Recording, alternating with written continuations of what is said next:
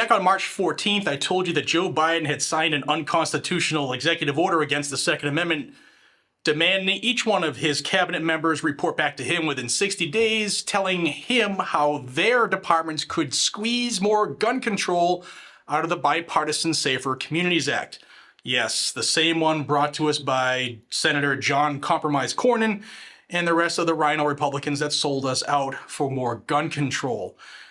All right, so there are 13 things that are on this report that I'm going to share with you. Let's go over them and let's digest it together. This is the fact sheet that was put out by the White House. And let's jump into the 13 actions in which they're going to squeeze more gun control out of the Bipartisan Safer Communities Act.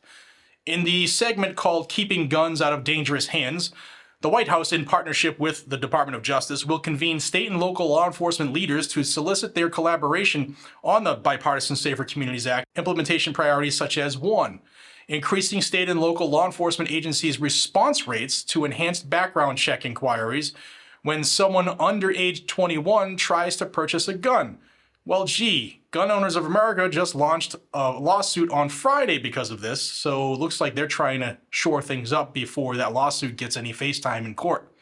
And 2, ensuring that arrest and adjudication records include additional documentation of dating relationships to keep more guns out of the hands of domestic abusers.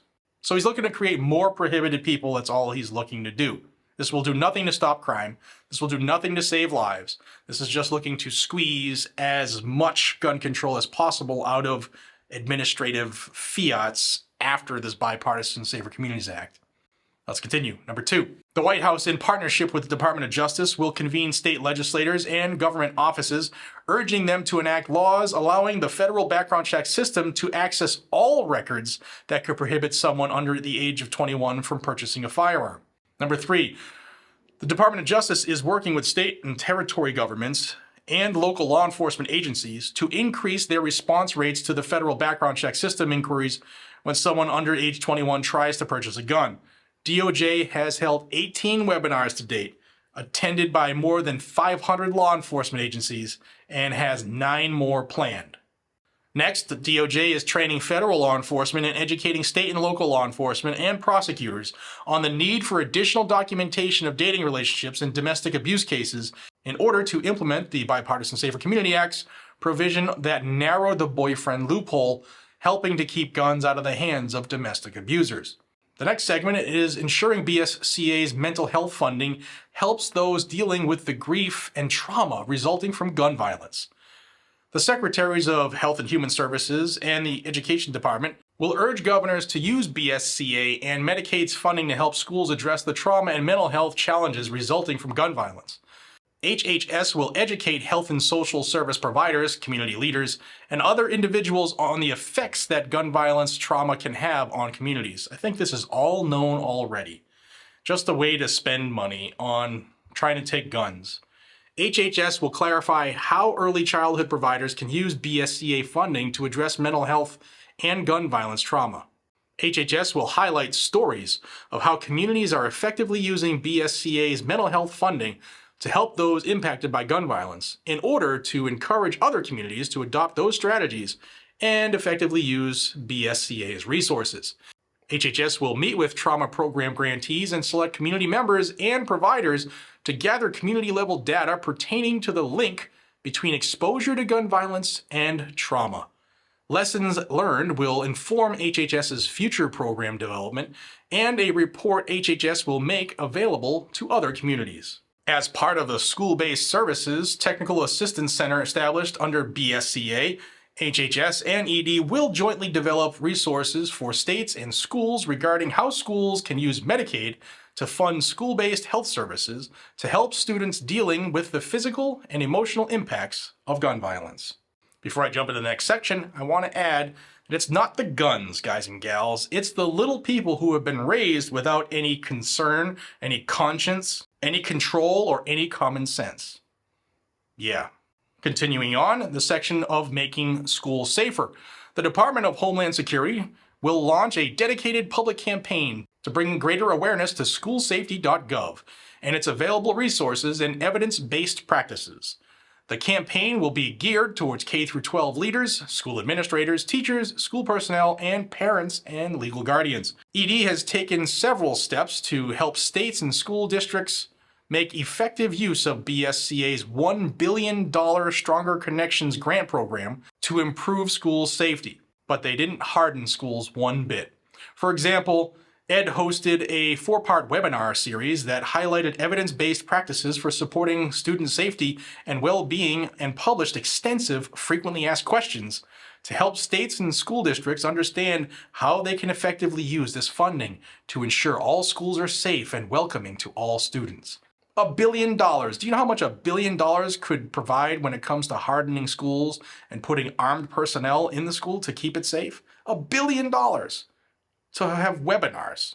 And finally, expanding community violence interventions to help communities maximize the benefits of the Bipartisan Safer Communities Act's Community Violence Intervention Funding. The Department of Justice hosted a 5-part webinar series to help local leaders use evidence-informed strategies to reduce violence. Man, I'm starting to wonder, what do they do with all this money? They're just holding webinars? Like, this is a webinar. And this doesn't cost $1 billion. Now, this diatribe also includes some of the progress made so far on more gun control under the Bipartisan Safer Communities Act, so I figured I'd bring that to you as well, because this is what they're touting as a job well done. Related to keeping guns out of dangerous hands, Department of Justice has invested resources to investigate and prosecute violations of the BSCA's new provisions related to firearm trafficking and straw purchasing. DOJ is coordinating with non-DOJ federal law enforcement agencies to identify criminal investigations eligible for application of these criminal authorities. As a result, DOJ has already charged more than 60 defendants for violating these provisions and seized hundreds of firearms in connection with those cases. Look, straw purchases have always been illegal. If they're selling this, like we need all this money to prosecute straw purchases, they're absolutely lying to you. It's been it's been a federal offense for a long time, and they just decided not to prosecute people. Maybe they asked for more money and it works, I guess. Is that how it works? In part due to the BSCA's revised definition of who is engaged in the business of dealing firearms, DOJ prosecutions for unlicensed dealing increased 52% from FY21 to FY22. DOJ is on track to maintain this elevated level in FY23. DOJ has implemented BSCA's enhanced firearm background checks for individuals under the age of 21 in all 43 jurisdictions where the federal government processes background checks. Since November 22, DOJ has conducted more than 89,000 of these checks and denied more than 160 firearm transactions solely because of BSCA. Out of the 13 states that process their own background checks, 10 states have fully implemented the enhanced background checks, and DOJ is providing technical assistance in the remaining 3 states. But if you read GOA's lawsuit, there's a lot of people in that under 21, above 18 age group that are being just delayed and delayed and delayed and delayed unconstitutionally. But they make it sound like they're doing something good. I'll have a link down below to the rest of this. There's some more things if you want to read their attaboys, you want to see them toot their own horn, you can read the rest of it. But they're coming after our gun rights like they never have before. And I figured I'd bring in this one to you as well. Let me know what you guys and gals think about Joe Biden and his way to try to administratively violate our Constitution. Let me know what you think about that. Yeah, I'm just going to have some coffee. blackoutcoffee.com/GNG. Guys and gals, until we see each other again, be safe, stay vigilant, and carry a gun to keep you, your friends, your family, your community safe. They're our rights. Our forefathers died for them. There isn't a politician on the earth that can take them from us. Take care.